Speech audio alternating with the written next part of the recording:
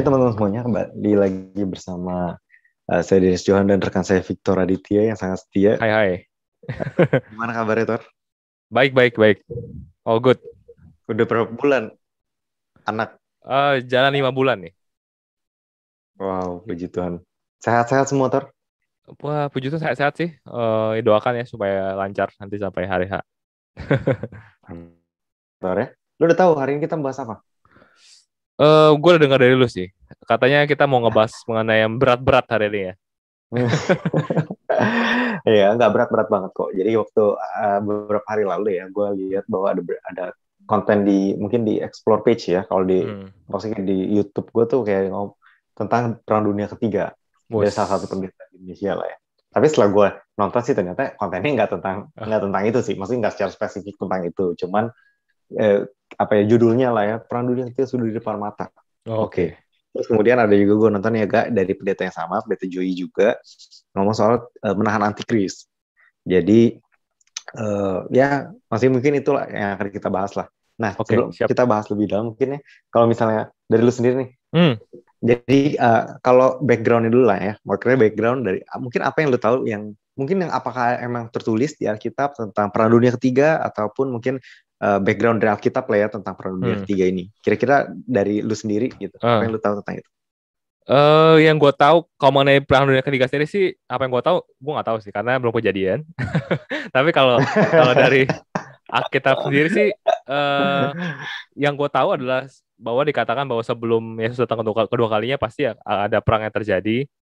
Tapi perang itu apakah perang dunia ketiga atau keempat atau kelima, gue juga nggak tahu. Karena kan setahu gue ya nggak spesifik berkata bahwa itu ketiga atau keempat kelima sih. Tapi yang gue tahu bahwa memang sebelum Yesus datang kedua kalinya akan ada perang, dan itu pun sudah dibuatkan di Wahyu dan ada juga di Matius kan ya. Kalau salah bentar ya.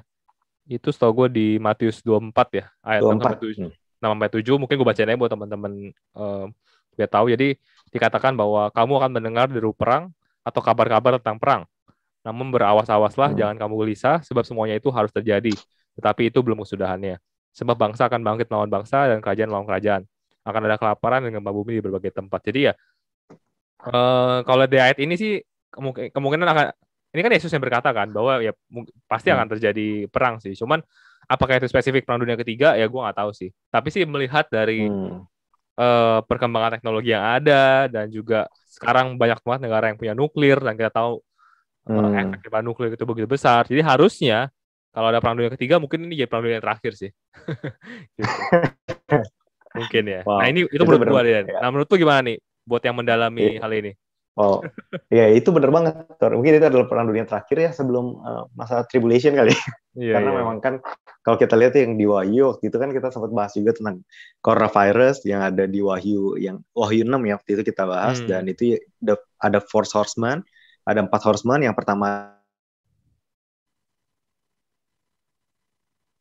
virus di sana, ada crown, dan kemudian yang the second-nya adalah red horse. Yang red horse itu juga sebenarnya adalah most likely dia mengarah kepada perang karena dikatakan di take peace, and itu mengarah kepada perang itu di Wahyu juga sih. Jadi memang mungkin the next abis the white horse ya memang red horse. Cuman ada juga kalau misalnya kita mau lihat dari Matius juga karena itu kalau Wahyu kan ngomong soal hal yang gambaran simbolis ya. Maksudnya jadi kita nggak secara persen 100% kita tahu ini pasti tentang perang, karena itu kan four horsemen ini kita nggak tahu perang dalam bentuk apa, kita nggak tahu horsemen ini take peace dalam bentuk apa, we don't know. Tapi maksudnya kalau hal-hal lain yang udah dibuatkan kayak yang udah jelas banget, yang kayak lu bilang Yesus yang ngomong Matius 24 bahwa kingdom rise against kingdom, nation against nation, kemudian ethnic against ethnic, itu udah apalagi itu kayak udah clear banget kalau itu udah jelas itu pasti perang, apalagi gitu. Maksudnya kalau nation against nation ya udah pasti perang.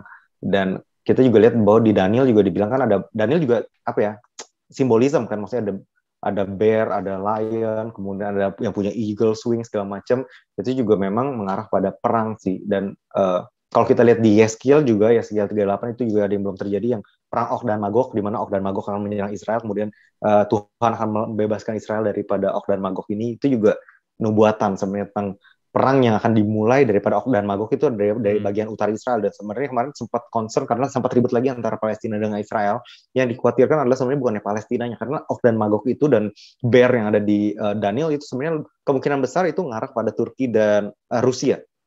Nah ini yang cukup concern kalau memang mereka, karena mereka cukup besar kan, terutama Rusia kan. Kalau Rusia udah mulai ikut campur, nah most likely memang itu mengarah ke dan perang, tapi bukan most likely nggak tahu itu perang dunia ketiga atau cuman perang Og dan Magog, karena kalau di S338 Og dan Magog kan, which is dia perang dengan Israel doang, dan setelah itu juga ditarik mundur. Jadi dan memang di Og dan Magog itu juga ada bantuan daripada Amerika nantinya, karena yang waktu itu gue sempat bahas juga itu adalah nubuatan di pokoknya ada Arab, di mana Arab itu juga udah pro ke Israel, dan which is sekarang juga udah damai Arab dengan Israel, which is nantinya most likely itu kalau itu terjadi ya di zaman kita, maksudnya ya itu pasti terjadi, cuman mungkin aja apa yang gue terjemahkan salah, apa itu Rusia atau bukan, karena itu semua kan simbolisme, which is bisa benar bisa salah, tapi ya most likely ya akan berkaitan dengan Israel gitu. Kalau misalnya kita ngomong soal kitab ya, most likely itu akan berkaitan dengan Israel sih. Tapi ya balik lagi ke topik, kalau kita ngomong soal perang dunia ketiga, dan karena kan yang tadi gue juga sempat bahas soal antikris juga kan, kita ngomong soal antikris, soal perang dunia ketiga, dikatakan oleh pendeta Joy juga bahwa gue udah nonton kontennya bahwa itu juga akan menjadi boleh bilang red carpet lah ya untuk kedatangan daripada si antikris, karena memang perang ya ada red carpet untuk tempat si antikris, dan bisa ditunda dan memang ada yang gue setuju adalah karena dia bilang bahwa Tuhan meminta barter dari diri dia supaya bisa menunda kedatangan antikris. Wow. Which is, gue nggak setuju secara doktrin. Ini bukan doktrin, kalau memang itu revelation, it's personal revelation, dan itu bukan suatu hal yang bisa dijadikan doktrin bahwa Tuhan meminta barter, karena barter sesuatu yang terjadi di Alkitab adalah Yesus dengan umat manusia secara keseluruhan. Nggak ada barter lagi antara manusia dengan antikris, karena ini artinya kayak menjorokkan seorang anak Allah kepada kita kan anak Allah ya, kepada supaya antikris nggak datang, which is gue tidak setuju secara doktrin. Cuman kalau ngomong soal antikris dan ngomong soal perang dunia ketiga nih, apakah benar kalau kita bisa menunda kedatangan antikris nggak sih? Maksudnya kan ini semua udah dinubuatkan, which is pasti terjadi. Kita nggak bisa bilang ini nggak akan terjadi, ini pasti terjadi. Percuma kita punya si iman sebesar apapun, ini pasti terjadi. Cuman bisa kita tunda? Apakah benar bisa kita tunda kalau menurut lu sendiri? Menurut gue sendiri sih tunda sih enggak sih. Menurut gue ya, kita nggak bisa menunda, tapi menurut gue karena sebenarnya gini, karena sebagai manusia ya, sebenarnya kita juga nggak tahu kapan kan.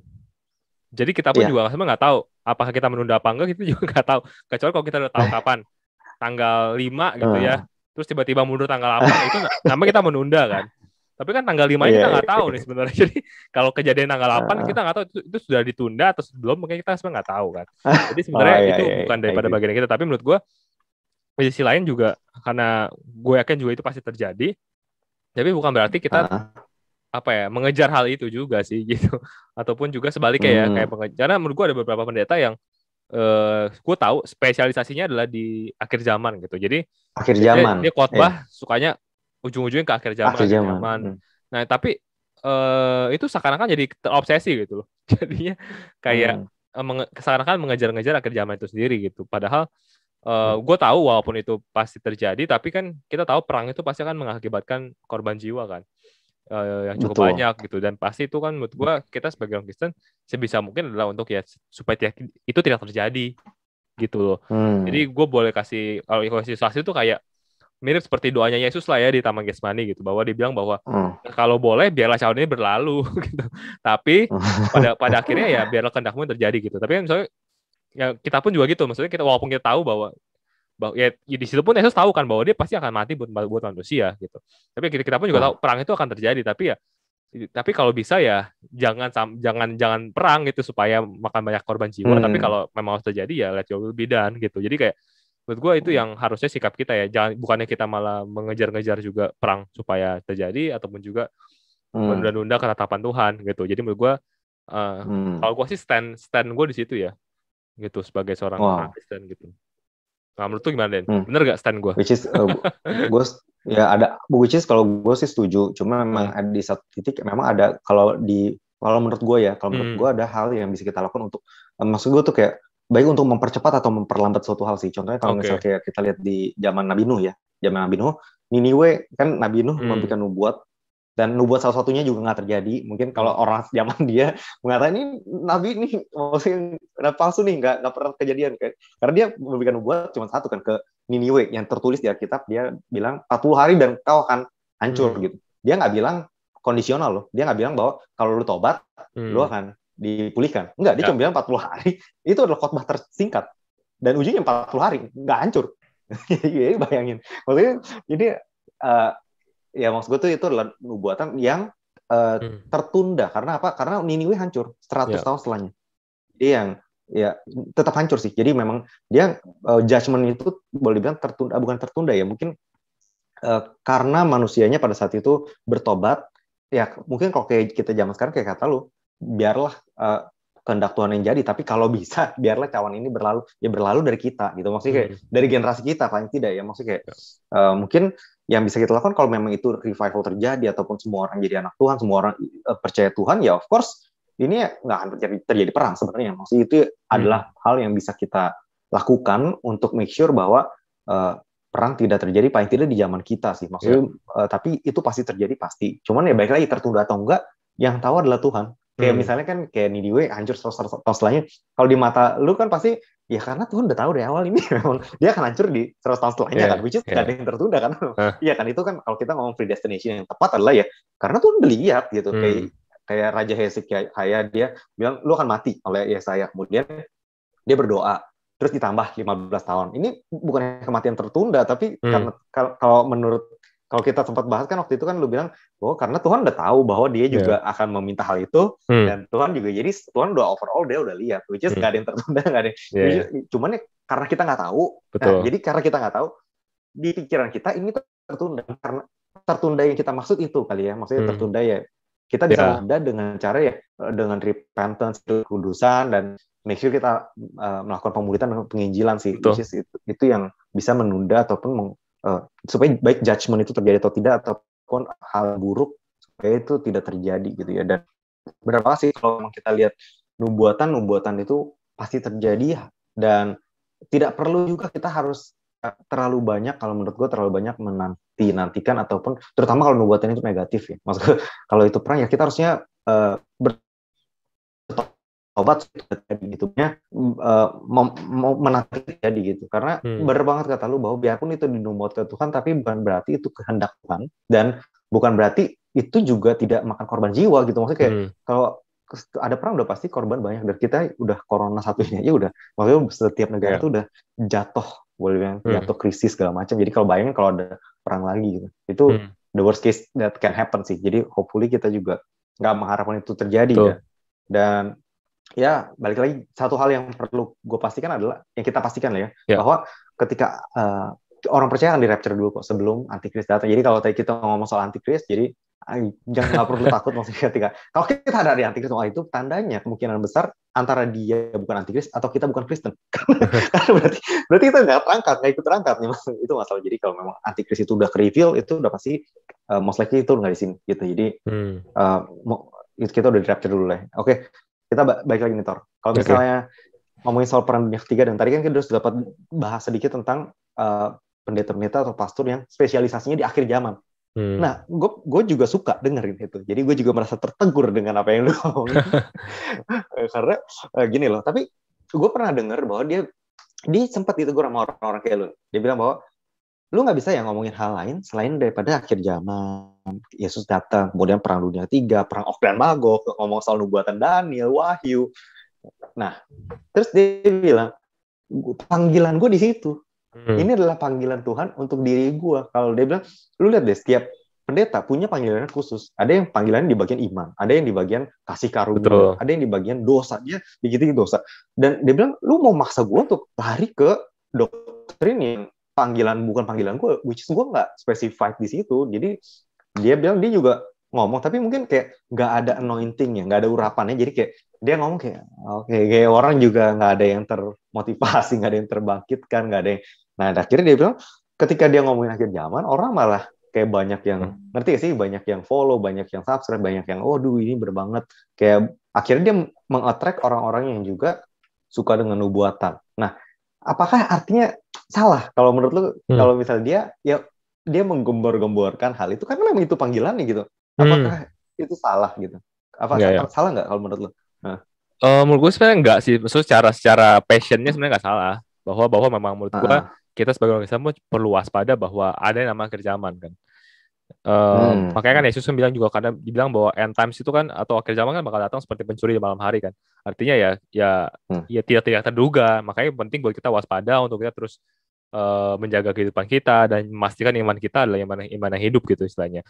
Tapi mungkin yang gue mungkin kurang setuju adalah karena pengalaman gue kali ya. Karena pengalaman gue dulu di gereja yang lama, ada satu pendeta yang dia punya passion kayak gitu, dan setiap dia sermon pasti ujungnya ke arah situ. Nah, tapi menurut gue terkadang terkadang maksud gue pertama adalah itu kan di gereja kan maksudnya harusnya lebih umum lah ya, kecuali kalau di Bible study atau lebih bilang di video YouTube yang khusus bahas itu, ya it's okay, karena orang yang nonton itu pasti orang yang tertarik. Tapi kalau di gereja kan mau nggak mau, suka nggak suka, lu harus dengerin gitu kan. Jadi terkadang juga orang kan beda-beda gitu. Mungkin nggak ada orang yang mungkin lebih nggak sedewasa orang yang lainnya. Jadi akhirnya bisa menimbulkan namanya ketakutan. Dan akhirnya jadinya imannya mungkin bukan berdasarkan kasih, tapi berdasarkan ketakutan. Kan itu yang jadi bahaya sebenarnya. Apalagi kalau misalkan dia dalam sermonnya nggak menuliskan mengenai pengharapan ataupun segala macam. Jadi benar-benar fully mengenai nubuatan. Itu kan jadi membuat orang takut ya. Bahkan salah satu contohnya mungkin gue kemarin baru selesai nonton ada satu program TV di Netflix. Jadi dia namanya tuh dokumenter gitu, dia namanya Dark Tourist. Jadi ini tuh cerita mengenai seorang turis yang dia suka ikutin kayak travel yang dark istilahnya. Jadi kayak yang nyeleneh. Jadi yang kayak nggak normal lah tur-turnya dia. Nah, di salah satu episode dia pergi ke Amerika, berkunjung ke komunitas Kristen yang percaya bahwa akhir zaman tuh udah dekat banget. Ini udah dekat banget nih. Jadi mereka tuh dia masuk ke rumahnya, di rumah itu dia nyiapin banyak senapan. Wah, pokoknya semua senjata tuh udah ada. Terus dia siapin ruang bawah tanah, basement. Terus dia siapin ini makanan-makanan kaleng itu satu rak disiapin. Terus tamannya itu juga tumbuhan-tumbuhannya tuh ditaruh di pot yang portable. Jadi sewaktu-waktu misalkan kiamat datang atau perang datang, dia bisa bawa kabur dengan cepat. Terus setiap setahun sekali mereka tuh bikin kayak reka ulang ya. Kayak apa ya? Namanya gladi resik gitu. Jadi tiba-tiba ya perang terjadi, terus mereka buru-buru masuk mobil, pindahin barang. Terus mereka konvoy. Jadi mereka cukup ramai lah. Mobilnya mungkin ada 20-30 mobil. Jadi mereka konvoy, kabur gitu ceritanya. Terus nanti berhenti di suatu lahan, terus pura-pura perang di situ. Nah, itu diakhiri dengan malamnya ada seorang pendeta datang, terus khotbah lagi mengenai akhir zaman. Jadi kayak menguatkan iman mereka bahwa akhir zaman tuh dekat banget. Nah, gue melihat itu jadi aneh kan. Jadi maksud gue orang Kristen aja yang ngeliat itu aneh gitu. Apalagi orang non Kristen. Jadi plus itu agak rasial sih. Jadi itu kan itu bukan di Amerika deh, itu di Afrika Selatan. Jadi itu kumpulan orang-orang putih. Dan mereka percaya bahwa yang akan perang itu orang-orang hitam gitu. Jadi ini ada diskriminasi rasial juga. Jadi kayak gue sebagai ini jadi miris kan. Jadi akhirnya kita ngeliatnya sebagai aneh, jadi aneh. Nah, mungkin itu yang ekstrim ya. Tapi menurut gue ini salah satu dampak yang bisa terjadi kalau doktrin mengenai ataupun juga informasi mengenai akhir zaman berlebihan tanpa disertai pengharapan dan juga kasih yang merupakan sebenarnya core daripada Injil. Ya ini betul menurut gue sih, Den. Oh gila, itu bener banget sih. Itu bahaya banget memang ajaran-ajaran yang radikal ya. Kayak radikal itu dalam setiap hal, baik grace atau akhir zaman atau apapun itu memang harus dihindari sih, segala sesuatu yang apatis ataupun radikal ya. Dan apalagi ada rasialismenya di situ, ada rasnya juga. Jadi memang gue agree dengan lu sih, maksudnya kayak bahwa kita pertama nggak ada yang perlu kita takuti, karena memang setelah kalaupun itu terjadi, the worst case can happen apa sih? Lu mati. Iya nggak sih? The worst case can happen, lu mati di tengah peperangan itu, yang adalah tujuan kita semua nggak sih? Maksudnya kayak ketemu Tuhan kan. Jadi the worst case is the best scene ever gitu. Jadi Tuhan memakai the worst scenario justru untuk the best scenario. The worst-nya untuk manusia adalah setiap manusia takut mati, tapi kematian itu dipakai menjadi the best scenario di mana manusia kembali bersama Tuhan dan secara fisikal gitu, in the glorified body, nggak pernah sakit.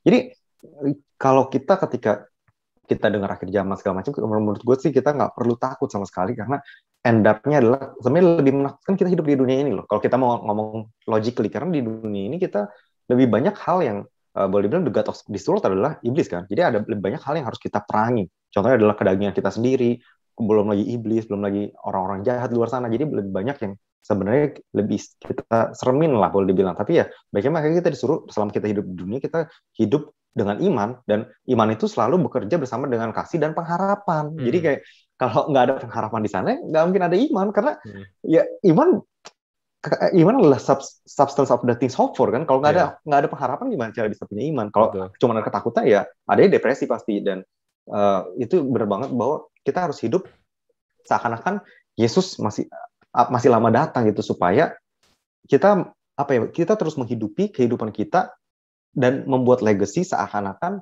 Yesus datang 1000 tahun lagi gitu. Jadi kalau kita mikir semuanya akan terjadi tahun depan, buat apa kita kerja?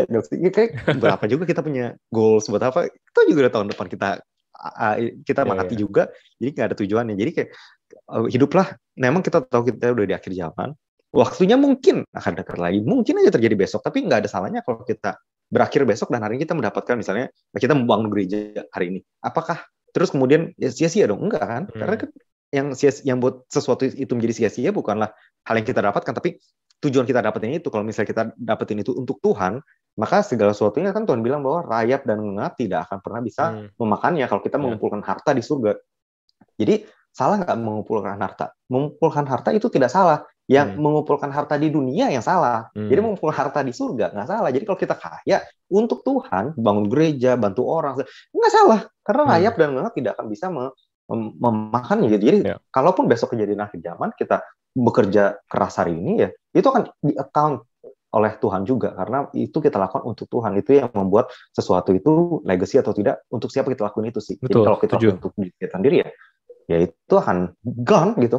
Ya itu sia-sia. Gue setuju dengan perkataan kita. Tapi kalau itu dilakukan untuk Tuhan, ya hiduplah seakan-akan kita masih maksudnya akhir zaman tuh masih lama gitu. Gak akan terjadi zaman kita supaya kita penuh pengharapan gitu. Lu bilang kalau kita cuma penuh ketakutan, buat apa hidup gak sih? Maksudnya kita hidup penuh dengan ketakutan, ngapain hidup gitu? Mending udah aja langsung aja.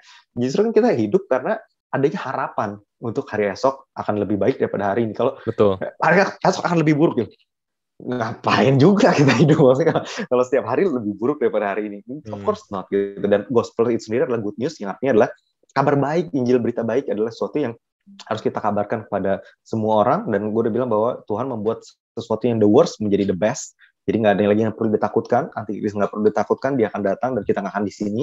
7 years tribulation akan datang, kita nggak di sini. Jadi nggak ada yang perlu kita khawatirkan gitu sebenarnya sebagai orang Kristen. Dan lakukanlah bagian kita gitu. Bener banget kata lu, yang kita harus lakukan. Dan untuk para preacher yang punya panggilan ini, yang kalau menurut gue sih ya oke lah, lu punya panggilan itu, tapi bener banget kata lu, mungkin tetap harus diselingi dengan harapannya sih. Itu tadi lu bagus banget bahwa harus ada harapannya, dan apa yang harus kita lakukan sekarang. Jangan cuma memberikan nubuatan, udah gitu. Ini membuat tiap orang yang dengar tuh jadi galau gitu, jadi depresi. Setiap datang pulang depresi. Harusnya kan gospel itu sendiri adalah solusi dan juga good news. Jadi harus ada pengharapan, dikaitkan dengan pengharapan, dan juga apa yang harus kita jalani hari ini. Dan hopefully ya orang-orang yang mendengar juga cukup dewasa, mengetahui itu bagus, tapi jangan menjadi terobsesi dengan hal itu sih, karena memang itu juga pasti terjadi, toh kita harapkan atau nggak harapkan. Jadi ya hopefully ini mungkin ada lagi tuh yang lu pengen tambahkan? Nggak ada sih, Dan, kayaknya sudah cukup menjawab sih menurut gua. Dan kalau tadi kita bahas sedikit tentang antikris, tentang barter. Nah, kalau pendapat lu, apakah benar maksudnya itu Tuhan berbicara mungkin kepada pendeta Pastor Joey untuk barter? Oh ya, itu Pastor Joey siapa sih, Dan? Gue lupa namanya Pastor Joey apa. Nanti gue ada linknya sih. Nanti mungkin bisa kita lihat bareng. Gue ada sempat dengar sih.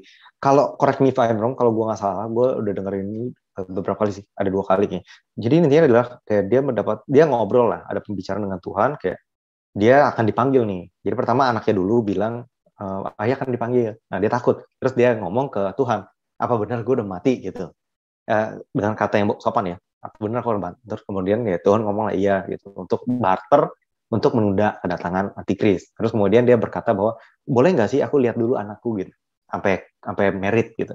Ya intinya udahlah ya, maksudnya itu sisanya udah nggak berkaitan. Tapi maksudnya itu adalah gambaran daripada apa yang pembicaraan yang terjadi antara pendeta dengan Tuhan ini. Nah, kalau pendapat lu sendiri, apakah itu menurut lu nih, pandangan lu gimana tentang mungkin itu revelation yang didapatkan dari cluster? Pertama, kalau Ali kan benar nih, kalau Ali kan benar gitu ya, harusnya dia jadi orang the most righteous person in the earth kan, berarti harusnya. Ya dong, karena sebegitu berharganya nyawanya dia sampai bisa menunda akhir zaman gitu ya. Tapi dan menurut gue sih gue sih tetap tidak percaya ya, dan karena nggak ada dasar alkitabiahnya juga, dan menurut gue nggak make sense sih menurut gue untuk bisa, kecuali kalau dunia ini semuanya udah rusak nih, semuanya hancur, semuanya berdosa, semuanya sesat, cuman dia doang yang benar gitu ya. Jadi mungkin dengan nyawa dia bisa menunda akhir zaman yang mungkin ya. Kayak misalkan kayak apa yang Abraham sama Lot itu. Tapi kan ini nggak seperti itu gitu. Maksud gue percaya bahwa banyak orang Kristen juga, banyak orang yang percaya Tuhan juga, dan nggak sebegitunya sih sampai bisa seperti itu. Dan menurut gue ya, kalau gue sendiri sih gue tidak percaya sih apa yang dia perkatakan gitu ya.